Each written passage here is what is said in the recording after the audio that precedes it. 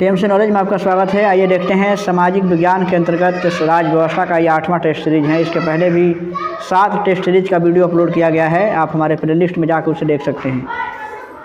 देखिए, इसमें पहला प्रश्न है, किसने कहा है सदा सच बोलना और कर्ज की अदायगी ही न्याय है। ये किसने कहा था? तो ये देखिए, आप ऑप्शन देख सकते हैं और इसमें कथन सही है, यानी कि सेफलस का ये कथन था कि सेफलस ने कहा था कि सदा सच बोलना और कर्ज की अदायगी ही न्याय है। ये सेफलस का कथन है। जबकि इसमें और भी प्लेटो का भी कथन आप देख सकते हैं। प्लेटो ने कहा था कि अपने निश्चित कर्तव्यों को करना और दूसरों के कर्तव्यों में हस्तक्षेप नहीं करना ही न्याय कहलाता है।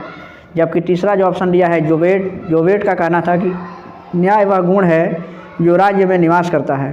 तो इस तरीके से सही जवाब इसका ऑप्शन ए में दिया हुआ है। जबकि अगला प्रश्न देखते हैं कि अगला प्रश्न देख लीजिएगा, यहाँ से दिया है कि न्याय ही नेक्स्ट इसका प्रश्न है कि न्याय शक्तिशाली के हित में है, यह किसकी उक्ति है? ये किसने कहा था? तो देखिए, ये थ्रैसिमेकस का कहना था कि न्याय शक्तिशाली के हित में है और धर्मशास्त्र के अनुसार निष्पक्ष न्याय में ईश्वर निवास करते हैं। इस तरीके से सही जवाब इसका ऑप्शन देख सकते हैं। यहाँ पे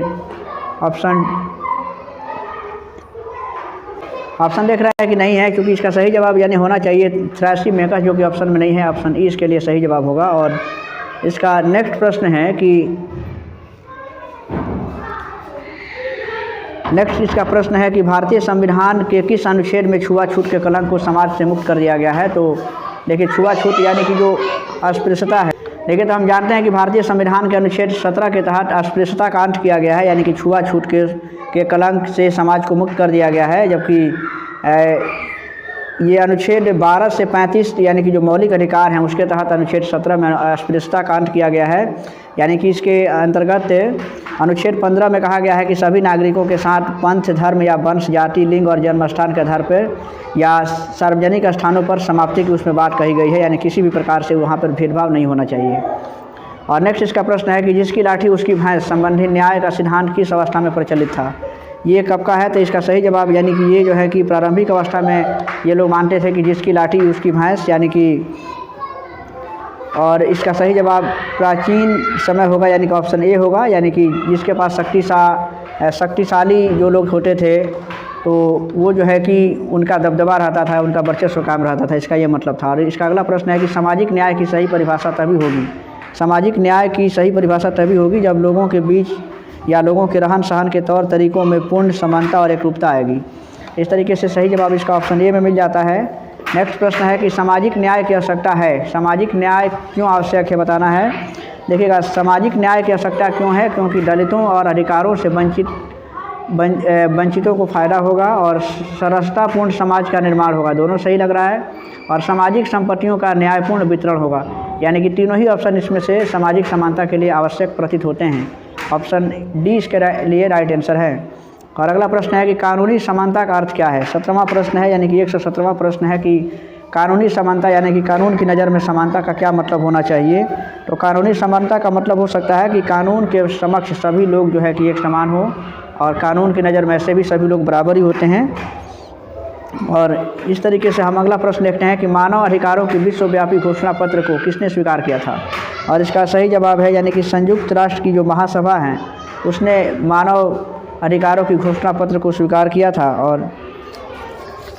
और मानवाधिकार दिवस हम जानते हैं कि 10 दिसंबर को मनाया जाता है। इसका नेक्स्ट प्रश्न यहाँ से है कि निम्न में से कौन सा भारत के संविधान द्वारा प्रत्याभूत मौलिक अधिकार है? भारत के संविधान द्वारा प्रत्याभूत मौलिक अधिकार यानी कि जो समानता का अधिकार है ये हैं। और ऑप्शन सी में दिया हुआ है। संपत्ति के अधिकार को हम जानते हैं कि 301 के तहत जो है कि उसे एक कानूनी अधिकार बना दिया गया है।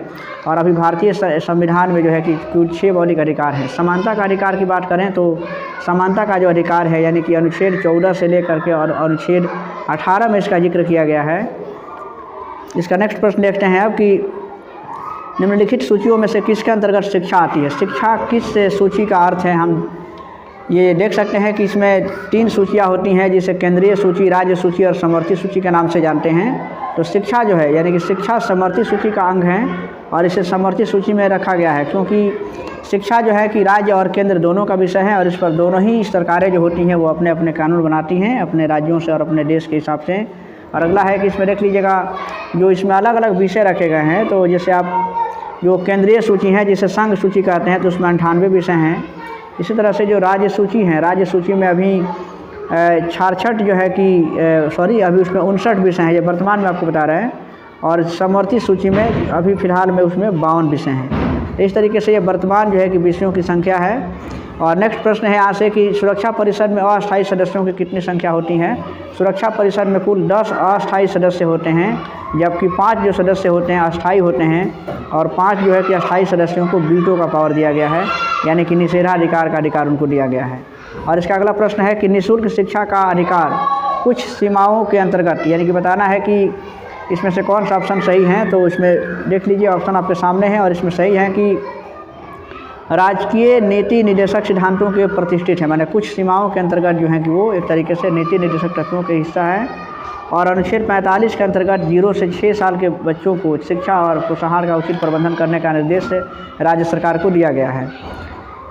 इस तरीके से हम देख सकते हैं। लेकिन इसी क्रम में आप ये भी जान सकते हैं कि अनुच्छेद जो 86वां संशोधन हुआ था 2002 में, तो उसके अधीन प्राथमिक और अनिवार्य शिक्षा को अनुच्छेद 21 क में जोड़ा गया था, और इस प्रकार दैहिक और प्राण की स्वतंत्रता के साथ इसको जोड़ दिया गया। यानी कि अनुच्छेद 21 क में इस बात का जिक्र किया गया है कि प्रत्येक जो है कि यानी कि जो बच्चे जो 6 साल से 14 साल के जो बच्चे हैं उनको अनिवार्य और निःशुल्क शिक्षा देना, ये जो है कि सरकार का कार्य होगा। और किसी भी बालक को शिक्षा से अधिकार से वंचित किया जाता है तो अनुच्छेद 32 के अधीन उससे उपचार की मांग हो सकती है। और इस तरीके से हम देखते हैं कि इसका सही जवाब यानी कि ऑप्शन बी है। और नेक्स्ट प्रश्न देखते हैं कि कारखानों अथवा खानों में कोई व्यक्ति नियुक्त नहीं किया जा सकता है जब तक उसकी आयु कम से कम कितनी नहीं होनी चाहिए। और इसके लिए सही जवाब 14 वर्ष, यानी कि 14 वर्ष से कम एज के बच्चों को हम कारखानों या किसी भी कार्य क्षेत्र में हम उसको नहीं लगा सकते हैं मजदूर के तौर पे। और इसका नेक्स्ट प्रश्न है कि चुनाव के समय,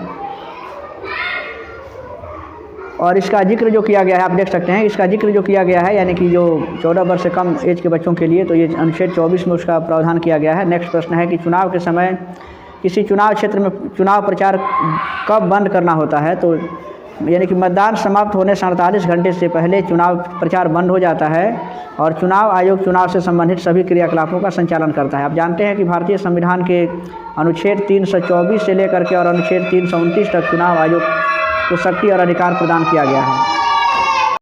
अब इसका अगला प्रश्न देखते हैं। अगला प्रश्न है यहाँ पे कि यदि लोकसभा के अध्यक्ष अपने कार्यकाल के समाप्त होने से पहले अपना त्यागपत्र करना चाहे तो अपना त्यागपत्र किसे प्रस्तुत करेंगे। ऑप्शन आपके सामने है, आप देख सकते हैं यहाँ पे। और इसका सही जवाब होगा यानी कि लोकसभा के उपाध्यक्ष को अपना त्यागपत्र दे सकते हैं। और आप जानते हैं कि अनुच्छेद 93 के अधीन अपने सदस्यों में से एक अध्यक्ष और एक उपाध्यक्ष चुने जाते हैं। लोकसभा के उपाध्यक्ष को लोकसभा के सदस्य अपने में से बहुमत द्वारा चुन लेते हैं। और यदि उपाध्यक्ष अपना त्यागपत्र देता है तो वह स्पीकर को यानी कि लोकसभा के अध्यक्ष को देता है। इसका अगला प्रश्न है कि संयुक्त राष्ट्र महासभा का अध्यक्ष कितनी अवधि के लिए चुने जाते हैं। संयुक्त राष्ट्र की जो महासभा है उसका अध्यक्ष कितने समय के लिए चुने जाते हैं। तो इसका सही जवाब है कि उनको सिर्फ 1 वर्ष के लिए चुना जाता है। और महासभा में यानी कि संयुक्त राष्ट्र के महासभा में अभी 193 सदस्य देश हैं। और इसका अगला प्रश्न है कि नेक्स्ट प्रश्न है कि जब ये बताना है कि जब राष्ट्रपति के स्थापन, यदि 27वां प्रश्न है कि जब राष्ट्रपति और उपराष्ट्रपति दोनों के पद रिक्त हों तो कौन सा अधिकारी राष्ट्रपति के स्थानापन्न के रूप में काम करता है। देखिए इसका सही जवाब क्या हो सकता है। तो जब अगर राष्ट्रपति नहीं रहते हैं तो उनका कार्यभार उपराष्ट्रपति संभालता है, लेकिन जब और दोनों अनुपस्थित रहेंगे तो ऐसी स्थिति में क्या होता है कि जो इसमें देखिए ऑप्शन में दिया हुआ है कि ऑप्शन ए में दिया है कि उच्चतम न्यायालय का मुख्य जो न्यायाधीश होता है वो राष्ट्रपति के कार्यभार को संभालता है। और यदि मुख्य न्यायाधीश की अनुपस्थिति हो तो ऐसे में उच्चतम न्यायालय यानी कि ये सुप्रीम कोर्ट का अन्य सीनियर जो न्यायाधीश होगा वो राष्ट्रपति बनेगा। इस तरीके से पहला ऑप्शन सही है। और इसके बाद से हम देखते हैं अगला प्रश्न यहाँ पे कि बीटी आपात की स्थिति में, यहाँ पर अगला प्रश्न है कि बीटी आपात की स्थिति के दौरान राज्य विधानमंडलों द्वारा पारित सभी बीट विधेयकों को निम्नलिखित में से किसके विचारार्थ आरक्षित रखा जाता है। 128वां प्रश्न है। और इसका सही जवाब है यानी कि राष्ट्रपति के समक्ष जो है कुछ को रखना पड़ता है। यानी कि बीटी आपात की स्थिति के दौरान जितने जो विधानसभाओं द्वारा पारित जो सभी विधेयक होते हैं उसको राष्ट्रपति के विचारार्थ आरक्षित रखा जाता है। और राज्यपाल विधानसभा द्वारा पारित किसी विधेयक को राष्ट्रपति के विचारार्थ रख सकता है, ऐसा अधिकार भी है। नेक्स्ट है कि मंत्रिमंडल पद्धति तथा सामूहिक जिम्मेदारी निम्नलिखित में से किस देश की देन है। ये मंत्रिमंडल का जो पद्धति है और सामूहिक जिम्मेदारी निम्नलिखित में से किस देश के संविधान से या किस देश से लिया गया है, तो इसका सही जवाब है यानी कि ये प्रणाली जो है कि ब्रिटेन की है। और इस तरीके से हम देखते हैं अगला प्रश्न इसका 130वां प्रश्न होगा कि ये बताना है कि एक व्यक्ति अब इसमें जो है कि चुनाव के संदर्भ में कुछ ऑप्शन आपके सामने दिए गए हैं। आप बताना है कि एक व्यक्ति के संदर्भ में इसमें से कौन सा ऑप्शन सही है। देख लीजिए ऑप्शन बी में जो दिया गया है कि 2 से अधिक निर्वाचन क्षेत्रों से चुनाव नहीं लड़ सकता है, ये एक व्यक्ति के संदर्भ में कहा गया है। यदि प्रत्याशी दोनों सीट पर विजयी घोषित होता है तो उसे एक सीट छोड़नी पड़ती है, इस तरीके से। और संसद सदस्य को शपथ ग्रहण से पूर्व एक सीट छोड़नी पड़ती है। और एक से अधिक सीट पर चुनाव लड़ने वाला प्रत्याशी अनिश्चितता की स्थिति से बचने के लिए अथवा प्रभावशाली उपस्थिति के लिए ऐसा करता है। और इसका नेक्स्ट प्रश्न है कि निम्नलिखित में से किस स्थिति में बंदी प्रत्यक्षीकरण रीट जारी की जाती है। जो रीट जारी करने का प्रावधान किया गया है तो किस स्थिति में उसे जारी किया जा सकता है, 131वां प्रश्न है। और इसके लिए सही जवाब है कि बंदी प्रत्यक्षीकरण रीट जो होता है वो दोषपूर्ण पुलिस नज़रबंदी से सुरक्षा के लिए किया जाता है।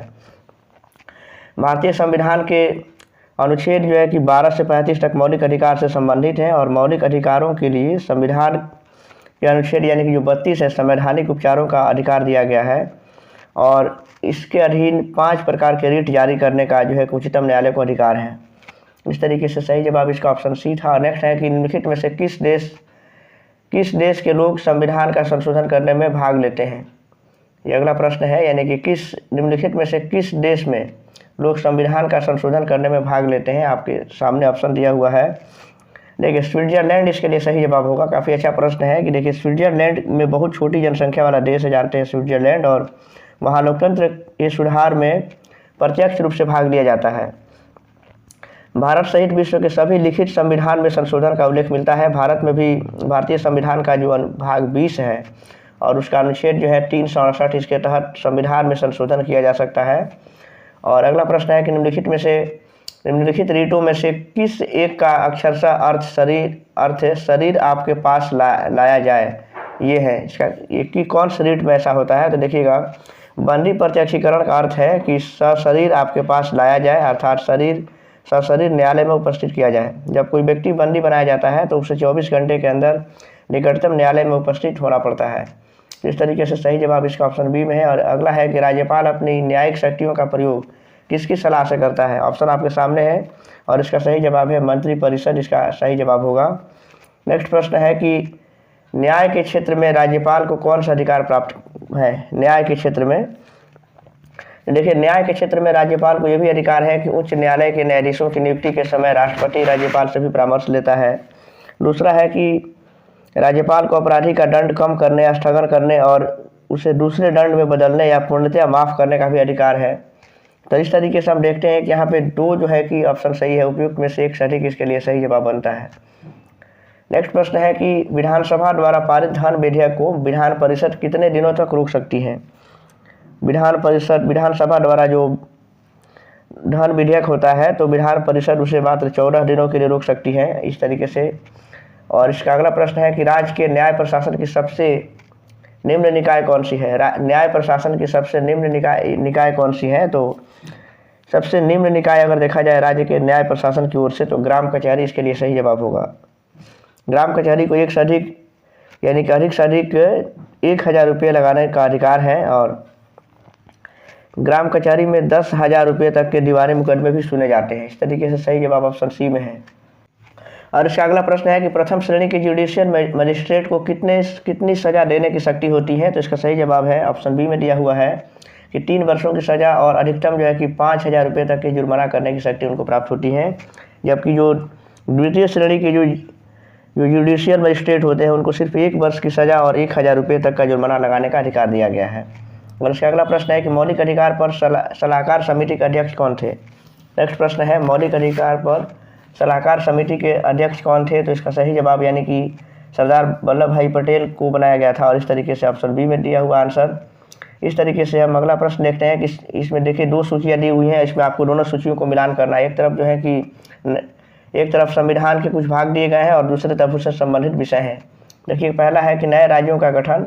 नए राज्यों का गठन किया गया था भारतीय संविधान का अनुच्छेद 3 जो है इसके लिए सही जवाब है। और नागरिकता जानते हैं कि नागरिकता का संबंध जो है कि भारतीय संविधान के भाग 2 में है, अनुच्छेद 5 से 11 में, और मौलिक अधिकार है ये भाग 3 में है और भारतीय संविधान के भाग 3 से संबंधित है। और दूसरा है कि प्रशासनिक अधिकरण की स्थापना, ये जो है कि अनुच्छेद 323A के तहत किया गया है। तो इस तरीके से कूट के हिसाब से हम देखेंगे तो इसका सही आंसर इसमें ए होगा। और नेक्स्ट हिसाब से प्रश्न चलते हैं अब कि ध्यानाकर्षण सूचना के प्रावधान ने निम्नलिखित में से किसके क्षेत्र को सीमित किया है, ये बताना है आपको। तो देखिए इसमें दिया हुआ है कि ध्यानाकर्षण सूचना के प्रावधान के स्थगन प्रस्ताव को क्षेत्र को सीमित कर दिया है, यानी कि जो ये स्थगन प्रस्ताव के क्षेत्र को सीमित कर दिया है, यानी कि ऑप्शन इसका सी सही जवाब होगा। और देखिए ध्यानाकर्षण सूचना जो है कि आधुनिक संसदीय प्रक्रिया की एक नवीन संकल्पना है और इसमें प्रश्न तथा अनुपूरक प्रश्न पूछे जाते हैं। इस तरीके से इसका नेक्स्ट यहाँ से प्रश्न देखते हैं कि निम्नलिखित में से किस संविधान अनुच्छेद के अंतर्गत भारत के राष्ट्रपति मूल अधिकारों के कार्यान्वयन को स्थगित कर सकते हैं, अनुच्छेद और 20 और अनुच्छेद 21 को छोड़ करके। इसका सही जवाब आप देख सकते हैं क्या हो सकता है। और इसमें दिया गया है कि जो देखिए 44वां जो संविधान संशोधन है 1978 के जो बाद अब राष्ट्रीय आपातकाल की स्थिति में राष्ट्रपति अनुच्छेद 359 के तहत जो है अनुच्छेद 20 और 21 को छोड़ करके अन्य मूल अधिकारों के को स्थगित कर सकता है, यानी कि सही जवाब इसका ऑप्शन बी में दिया हुआ है।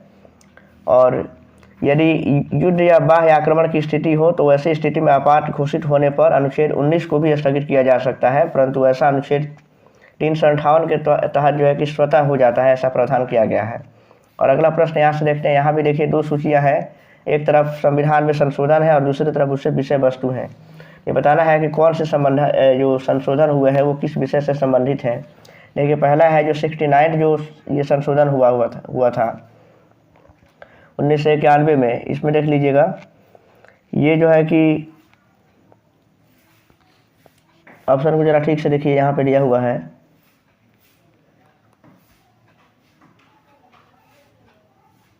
अब देखिए यहाँ पे जो ऑप्शन दिया हुआ है, यानी कि जिसमें पहला जो ऑप्शन में है कि संविधान का जो 69 जो संशोधन हुआ था 1991 में, उसका संबंध कहाँ से है, तो देख लीजिएगा उसका संबंध जो है ये है, यानी कि दिल्ली को राष्ट्रीय राजधानी का दर्जा दिया गया था, उससे संबंधित है। और देख सकते हैं यहाँ पे इसका ऑप्शन यहाँ पे दिया हुआ है, यानी कि ऑप्शन 5 में दिया हुआ है, आप यहाँ से देख सकते हैं। दूसरा जो है, यानी कि दूसरा जो ऑप्शन में दिया हुआ है कि संविधान का जो 75 है, यानी कि 75वां जो संविधान संशोधन है, उसका संबंध है यानी कि राज्य स्तरीय किराया अधिकरणों को की स्थापना की गई है, यानी कि ये देख सकते हैं यहाँ पे ऑप्शन ए में दिया हुआ है। और इस तरीके से बी का संबंध 1 से होगा, ये 5वां से था। देखिए तीसरा है कि संविधान का जो 80वां संशोधन हुआ था 2000 में, इसका संबंध जो है कि ये 10वें वित्त आयोग की सिफारिशों को स्वीकार करने से इसका संबंध था, जो कि यहाँ पे ऑप्शन 4 में दिया हुआ है। और इसके बाद जो है कि जो ऑप्शन डी में दिया हुआ है, संविधान का जो 83वां संशोधन था, उसका संबंध अरुणाचल प्रदेश में पंचायतों में अनुसूचित जातियों हेतु कोई आरक्षण नहीं, इसका संविधान जो है कि इसमें किया गया है, यानी कि यहाँ पे दिया हुआ है। देखिए ऑप्शन यहाँ पे बी में है। तो इस तरीके से कूट के हिसाब से अगर हम देखेंगे तो इसमें सही ऑप्शन क्या बन रहा है, तो सही ऑप्शन इसमें ए दिया हुआ है। और इसका नेक्स्ट इसका प्रश्न देख सकते हैं आप कि निम्नलिखित में से किस अनुच्छेद के द्वारा हमारे संविधान में जम्मू और कश्मीर को विशेष राज्य का दर्जा दिया गया था, तो सही जवाब यानी कि ये काफ़ी चर्चित है, अनुच्छेद 370 का संबंध जम्मू कश्मीर से था, लेकिन राज्यसभा में 5 अगस्त 2019 को तथा लोकसभा में 6 अगस्त 2019 को जम्मू कश्मीर पुनर्गठन बिल 2019 को जब पास किया गया, तो उसके बाद से 9 अगस्त को राष्ट्रपति की मंजूरी मिली और धारा 370 को जम्मू कश्मीर से हटा दिया गया है। इस तरीके से अगला प्रश्न देख सकते हैं कि निम्नलिखित में से किसने संपत्ति के श्रम सिद्धांत के पक्ष में समर्थन किया है। 145वां प्रश्न है और इसका सही जवाब है कि संपत्ति के श्रम सिद्धांत का जो प्रबल समर्थक थे यानी कि जॉन लॉक थे और उन्होंने इसका समर्थन किया। अगला प्रश्न है कि भारत का संविधान देश को किस रूप में वर्णित करता है। भारत का संविधान देश को किस रूप में वर्णित करता है। हम जानते हैं कि भारत को राज्यों का संघ कहा गया है और भारत के संविधान का भाग 1 और अनुच्छेद 1 में राज्यों का संघ कहा गया है भारतीय संविधान में। तो इस तरीके से हम अगले प्रश्न की ओर चलते हैं और देखते हैं। अगला प्रश्न है कि किसी विशेष दिन लोकसभा में अधिकतम कितने तारांकित प्रश्न पूछे जा सकते हैं। लोकसभा में कितने तारांकित प्रश्न पूछे जा सकते हैं, तो इसमें 20 इसका सही जवाब होगा, यानी कि एक दिन में अधिकतम 20 तारांकित प्रश्नों को पूछा जा सकता है। तारांकित प्रश्न जो है कि मौखिक पूछे जाते हैं तथा ऐसे प्रश्न का उत्तर तत्काल दिया जाता है तथा पूरक प्रश्न भी पूछा जाता है। तो इस तरीके से इसका अगला प्रश्न है कि राज्य में मंत्री परिषद सामूहिक रूप से किसके प्रति उत्तरदायी होगी। ये अगला प्रश्न है। तो इसका सही जवाब है यानी कि राज्य में जो मंत्री परिषद होती हैं सामूहिक रूप से वो विधानसभा के प्रति उत्तरदायी होती हैं और मंत्री जो है कि व्यक्तिगत रूप से राज्यपाल के प्रति उत्तरदायी होता है। तो सही जवाब इसका ऑप्शन यहाँ पे होना चाहिए यानी कि विधानसभा इसमें ऑप्शन में नहीं है यानी कि उपयुक्त में से एक से अधिक इसके लिए सही जवाब है। और नेक्स्ट है कि सांसदों के वेतन का निर्णय कौन करता है। सांसदों का जो वेतन है उसका निर्णय कौन करता है, तो संसद इसका सही जवाब होगा यानी कि संसद इसका निर्णय करती है और सांसदों के वेतन भत्ता और अन्य सुविधाओं पर कानून संसद द्वारा समय समय पर बनाया जाता है। इस तरीके से अगला प्रश्न है कि राज्य वित्त आयोग का गठन कौन करते हैं, ये बताना है। तो राज्य वित्त आयोग का गठन राज्यपाल के द्वारा किया जाता है और राज्य वित्त आयोग का गठन का जो प्रावधान है अनुच्छेद 243 झ के अंतर्गत किया गया है। तो इस तरीके से सही जवाब इसमें ऑप्शन बी होगा। और जो राज्य का जो वित्त आयोग है तो ये पंचायती राज और नगरपालिका से संबंधित है और अपना वित्तीय विषय पर अपना रिपोर्ट देते रहते हैं। इस तरीके से ये राज्य व्यवस्था का 8वां टेस्ट सीरीज था।